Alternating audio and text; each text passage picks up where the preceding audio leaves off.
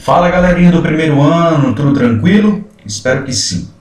Na nossa aula de hoje nós iremos discutir ainda sobre a produção de conhecimento, a epistemologia na Idade Média, e hoje nós vamos conhecer um pouco sobre as perspectivas de São Tomás de Aquino, de Tomás de Aquino, a respeito do nosso conhecimento e do nosso intelecto, tá certo? Então vamos aí pegar a nossa apostila, página 25. Bom, na Europa, o maior expoente da escolástica foi Tomás de Aquino. Ele obteve grande destaque nas principais universidades da época e foi canonizado pela Igreja Católica depois. Tal como Agostinho, que de certa forma cristianizou aspectos do pensamento de Platão e Plotino, Tomás o fez com o de Aristóteles. Então, nos conteúdos anteriores, nós vimos que na teoria da iluminação divina, Agostinho de Hipona, também filósofo medieval da Igreja Católica, trouxe uma perspectiva platônica para os seus pensamentos e também neoplatônicas, que ressignificavam as teorias platônicas lá da Antiguidade Grega. Nesse contexto, quem vai fazer isso agora é Tomás de Aquino. Então, Tomás de Aquino ele vem construir uma teoria de conhecimento muito semelhante à de Aristóteles, porém com novos elementos que são originais do cristianismo. Por exemplo, Tomás de Aquino afirmava que era possível conhecer as formas inteligíveis com base nos elementos sensíveis por meio da abstração que nós já havíamos visto lá na epistemologia antiga com Aristóteles. Levando esse pensamento às últimas consequências, Tomás de Aquino considerou que a experiência sensível poderia servir de base, inclusive para o conhecimento de Deus.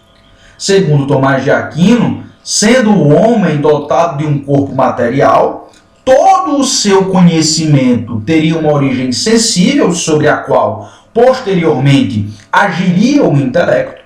Além disso, ele destacava 5 operações do conhecimento sensível, as quais, por sua vez, revelam a forte influência aristotélica em sua obra. Então, a perspectiva de Tomás de Aquino é uma perspectiva baseada nos ideais e nos pensamentos e proposições aristotélicas. Seguindo essa linha de raciocínio, ele nos trazia a ideia de que seria possível, através da experiência sensível, nós termos, inclusive, o conhecimento de Deus. Então, o que é que ele vai utilizar como 5 elementos desta construção de conhecimento? Bom, ele vai dizer que nós temos um sentido próprio, que são os sentidos particulares, que seriam afetados pelos objetos que lhes são próprios. Então, a visão pela cor, a audição pelo som, o gosto pelo paladar, enfim. E aí nós teríamos um sentido comum, que seriam as impressões percebidas em uma unidade, assim como as sensações que as acompanham. Então, em determinada situação vivida coletivamente, nós teríamos um sentido comum, uma impressão sobre aquela determinada situação. Ele também traz a ideia da imagem ou da fantasia, que são as imagens das coisas sensíveis seriam conservadas como uma espécie de memória passiva que já tinha sido trabalhada lá em Aristóteles na epistemologia antiga.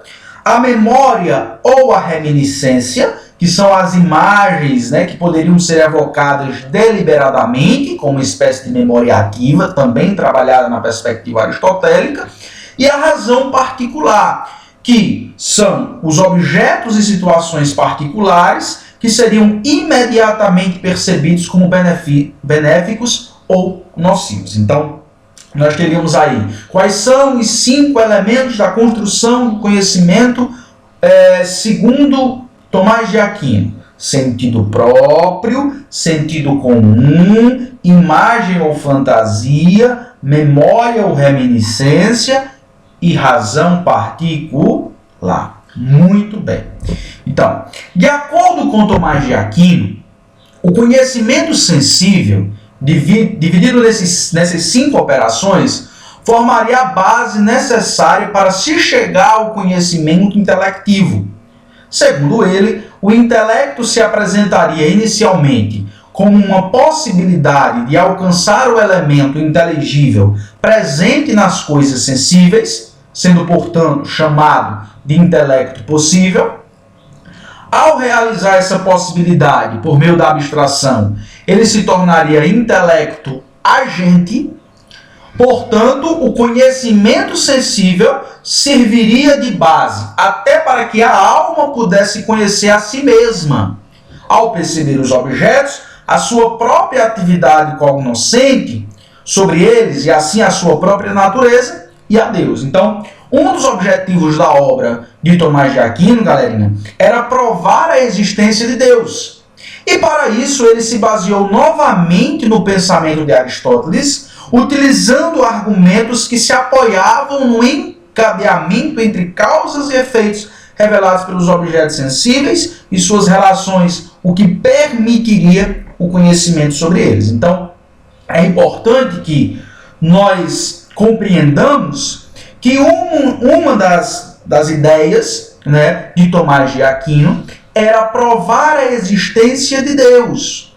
Né? Ele vai fazer isso como? Baseando-se no pensamento aristotélico lá da antiguidade grega, ressignificando esse pensamento, dando um novo sentido a esse pensamento, utilizando as teorias de causas e efeitos aristotélicas, e aí ele vai construir uma tese que prova a existência de Deus, certo?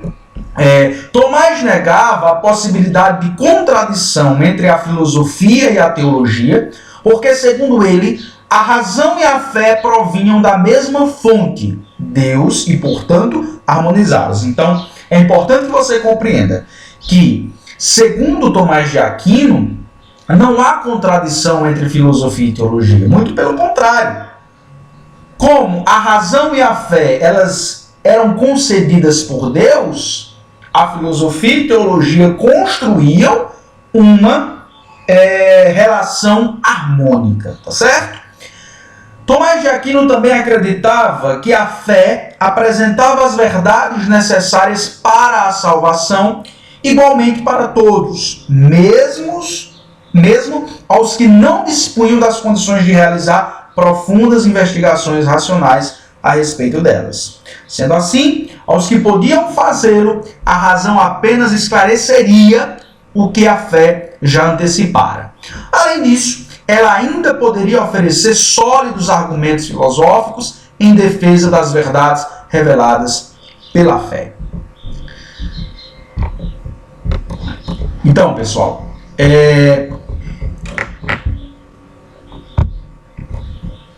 para exercitar a atividade relacionada a esse conteúdo, eu sugiro que vocês resolvam a atividade da página 27, Reflexão em Ação. Essa foi a nossa aula de hoje. Espero que vocês tenham aproveitado. Estudem, continuem em casa, se cuidem, que daqui a pouco nós estaremos todos juntos novamente comemorando vários resultados positivos. Tchau, tchau e até a próxima.